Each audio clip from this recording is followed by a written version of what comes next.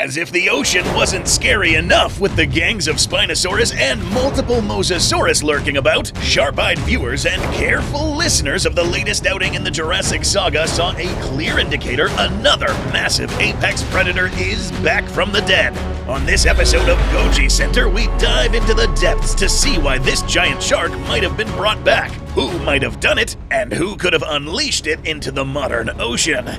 In the aftermath of a fallen kingdom and establishment of a new dominion, numerous groups broke the barrier to the past and started resurrecting prehistoric species en masse. Biosyn was obviously the frontrunner, but the sheer volume of creatures loose in the world and black markets that we hadn't seen in previous entries in the franchise suggest plenty of different players were at work. And if Manticorp's now dearly departed Smilodon showed off anything, it's that beasts from long after the reign of dinosaurs were not off the agenda list. And most of the largest oceanic predators to ever live all hail from the age of mammals in the Cenozoic. Which brings us to the time and date of Jurassic World Rebirth. When one of our favorite mercenaries, Duncan, was being recruited, we could see quite a lot going on in the background. Not only were some of the most unsurprised fishermen in existence pulling in the decapitated remains of a Dunkleosteus bonefish, but at the same time Dr. Loomis was looking over a conveniently pet-sized baby pteranodon, we could see a very distinctive set of jaws in the background that would no doubt remind a lot of people of,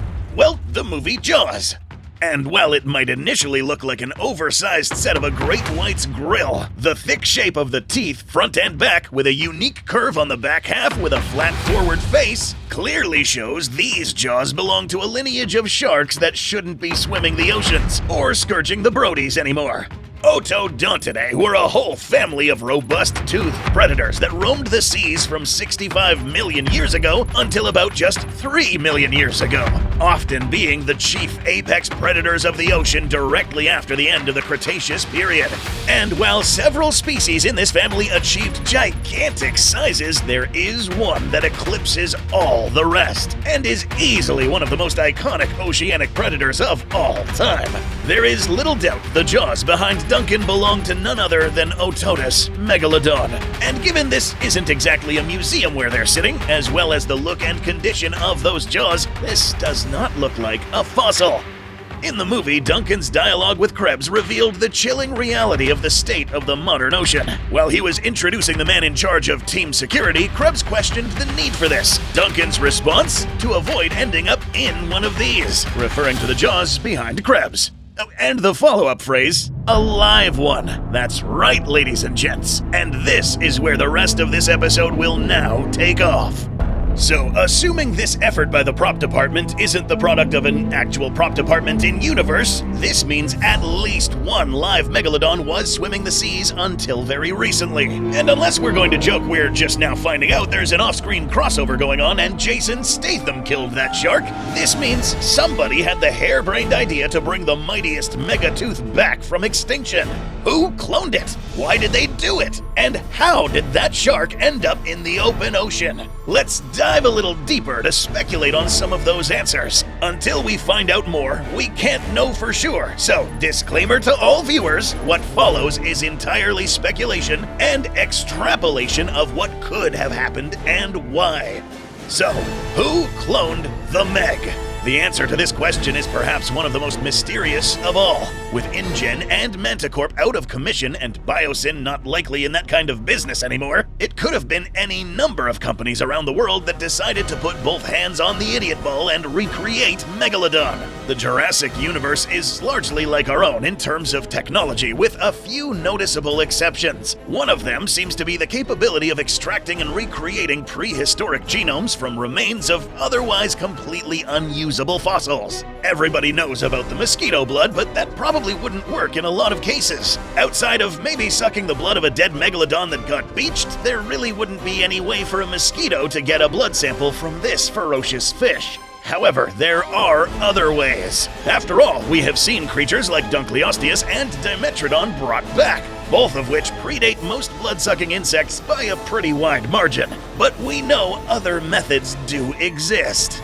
Gray mentioned some alternate DNA extraction methods in Jurassic World, and it was implied elsewhere. Getting protein fragments from bone and working to recreate the genome from there, it would be possible to reconstruct the DNA of something otherwise unbitten by a mosquito. So here's how Megalodon DNA might have been extracted in-universe. While the vast majority of Otodus Megalodon fossils are their infamous teeth, there do exist fossils of other body parts. As sharks get older or larger, the cartilage in their skeleton can stiffen and harden, thanks to incorporating minerals and salts from the water they swim through. Once in a while, a Meg died in a way its skull and spinal cord might be sturdy enough to get fossilized alongside the teeth. These fossils would be an order of magnitude younger than some of the other animals brought back in the Jurassic World timeline. So, if somebody can clone the dunk from hundreds of millions of years back with these kinds of methods, recreating a Megalodon from just a few million years ago would be child's play. So, if not Biosyn, InGen, or Manticorp, who done it? Truth is, it might be impossible to tell. That is, until Universal follows up on Duncan's implied statement that the big shark is swimming around and throws in a company name. Instead of a big venture by a company producing dozens of different types of creature, this might have been a venture by anything from a veteran genetics firm to a new startup trying to make a name for themselves. What better way to attract investors and get people's attention than bringing back something enigmatic and borderline legendary as the Megalodon? Just look at how much investment that fiasco with the fake direwolves got colossal biosciences from the energized Game of Thrones fans. But as the era of dire farces and fake Tyrannosaurus handbags approaches us in the real world, there is another possible motive beyond another attempt at a theme park attraction to bring back Otodus Megalodon. One that might imply the group responsible for this big shark getting turned loose might be tied to companies like Parkergenics Pharmaceuticals more than any amusement adventure. So, why clone a Megalodon? Bringing back the greatest shark that ever lived and keeping it captive might have been a venture motivated by a lot of different things. However, those doing it might not have had as benevolent of intentions as Jiuming Zhang in the Meg 2. Beyond showcasing and housing such an awesome super predator, there is one other dark reality to bringing back Megalodon in specific. Sharks have become a commodity. Hundreds of millions of years of existence and enduring one mass extinction after another, and the biggest threat to them of all time comes from how much money some people can make off of them.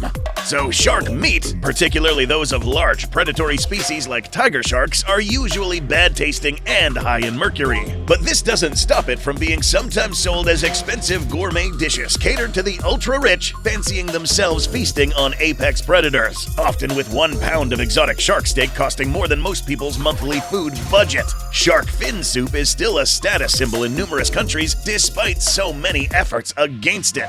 And ever since a bogus medical claim that sharks don't get cancer, spoiler warning, they absolutely do get it, millions of people have bought into expensive shark cartilage and liver supplements for supposed health benefits and hope of staving off all manner of cancers. Some supplements can end up running hundreds of dollars per pound or even far more. But guess what? Absolutely none of this crap works. But that never stopped some profit ventures. And as Rebirth showed, people will go to the ends of the earth and to the most dangerous places on the planet for the promise of medical miracles. So why not plunder the seas too? It's one of the key reasons why shark harvests around the world spiked in the last few decades, potentially killing more sharks per month from harvests for meat, cartilage, and fins than natural causes did in thousands of years. And the Megalodon would be the literal motherlode, and it comes with the added benefit of using an extinct, genetically engineered creature for the product instead of protected endangered species. As Dodgson expressed in the second novel, and Ludlow directly put it in the second movie, an extinct animal brought back to life has no rights. It exists because we made it. We patented it. We own it. Imagine not only the raw market wealth of having multiple tons of raw shark to process, but also being able to gain exclusive rights and marketing hype putting an apex of apex predators on the menu. A pound of great white could cost hundreds. A pound of Megalodon skin, liver oil, meat, and cartilage could cost thousands. Perhaps even tens of thousands if you kept exclusive rights. After all, imagine the hype a product could get if it contained real Megalodon in the mix over a typical shark species. And we're talking at least 50 tons worth of shark to make use of. Processed right and marketed smartly, one slaughtered Megalodon would turn a profit that would make the $26 million price tag for the Indominus Rex look like chump change. And for a species that would require very little research and development to create, no hybrid genome to splice, and already has built-in market appeal by taking everything profitable about sharks and multiplying it.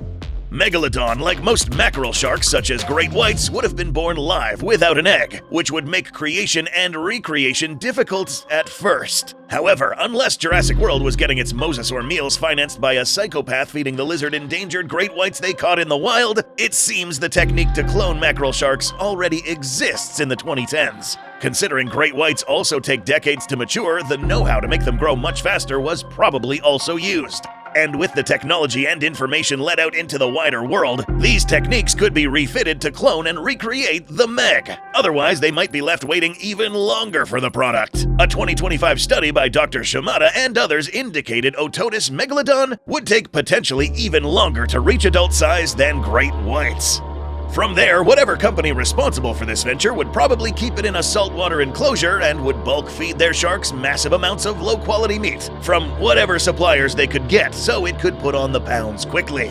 Techniques and machinery used for butchering whales would likely be modified for when it came time to cull and collect on their investment. So now let's entertain the idea that something like this actually took place in the Jurassic universe. How did we wind up with Megs in the ocean? Well, it seems like with so many other foolish ventures in this franchise with prehistoric animals, something went very, very wrong. Who let the Meg out?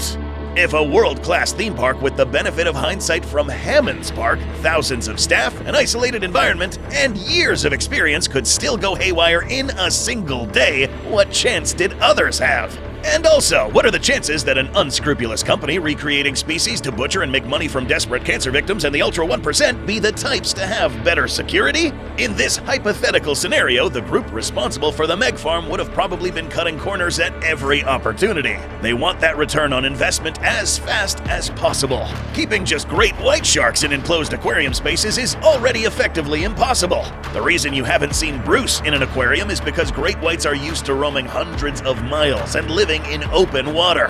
As summed up by science educator Wild World in their video about the subject, even juvenile great whites find themselves feeling cramped, banging against walls, getting confused by electrical signals. They become stressed, they might not eat properly, and almost all need to be released soon after. Sadly, many have died sometimes within days of being enclosed. So, what are the odds an unscrupulous group in it for a profit would spend millions, potentially billions of dollars on a record-sized aquarium the size of Manhattan just to house something they intend to kill for profit? Instead, they would probably try to make an outdoor enclosure set out at sea. This would be a walled-off section of ocean kept as a perimeter to keep the sharks in while saving a fortune on creating their enclosure. This does mean far more room to keep the Meg alive and growing, but it also means escape would be substantially easier. All it would take is one weakness in the perimeter, one heavy storm that floods the area, or even just a shark jumping out of the water and vaulting itself over into open ocean, as many species can do. And what's worse, an expensive project like this would never put all their eggs in one basket. Why cultivate and kill one Meg at a time if you can maximize profits with a constant stream of them? Keeping multiple smaller sharks together reduces the chances of them attacking one another since they are all equally well armed, and means far more profit when it comes to culling day. It also means that escaping is substantially easier and multiple sharks are probably going to get out. Something much like this in real life even happened in Florida back in the 90s. When Hurricane Andrew slammed into southern Florida, it smashed apart a reptile facility, releasing dozens to hundreds of Burmese pythons into the Everglades. Together with releases from the pet trade, these snakes now number in the thousands and have been scourging the local ecosystem. One way or another, corner cutting and lack of foresight would come back to bite them hard, and might result in a few other things literally getting bitten even harder. So now, what if the Meg was out in the oceans in the Jurassic franchise? The Pliocene epoch was potentially the time of the deadliest ocean that ever existed. In addition to the Megalodon, there were numerous other giant shark species roaming the seas and predatory whales that could eat things the size of most marine reptiles. Megalodon was also part of a completely unique predatory niche. A 2022 study on the species investigating its diet via isotopic analyses showing its diet found it was at times hunting and consuming other large carnivores. So, with multiple fast-growing megs on the loose, it could turn into a slaughter at sea. Inexperienced great white sharks are typically the ones most prone to attacking humans due to not knowing the difference between seals and surfboards. With their metabolism jacked up to grow faster, these megs could have all of those problems multiplied. Even if only a portion of the escapees grew up to be full size, each and every shark could be a huge threat to marine mammals, native sharks, and small boats. The Delgado family would have certainly fared worse had a Megalodon attacked the sailboat, ending this plot prematurely. It's also possible, if these events happened, some of the megs might have wound up tangling with other released apex predators. That decapitated Dunkleosteus was cut through suspiciously very cleanly. And with Ototus Megalodon having been a natural predator to whales, it would undoubtedly target them once again, possibly bringing it into conflict with the first generations of the released mosasaurs that were peculiarly friendly towards whales and might try to attack to defend their pod. And if this piece of conceptual art and graphics is taken as canon, the fate of this particular mosasaurus we see dead in this photograph may not have been the work of humans if this all played out. Having a set of meg jaws so casually on display like a trophy doesn't make this seem like the greatest shark to ever live being in the oceans again was just a one-off event. And with the Megalodon being largely exempt from issues adjusting to the climate that the dinosaurs were, given the modern day temperatures are very similar to the Pliocene, they might well have had the whole ocean to roam. And should the greatest shark to ever roam the seas roam into the Caribbean near an island very few ever venture to, the tides might run red when two equally titanic forces of nature might come to blows as the final apexes of the Mesozoic and Cenozoic meet again.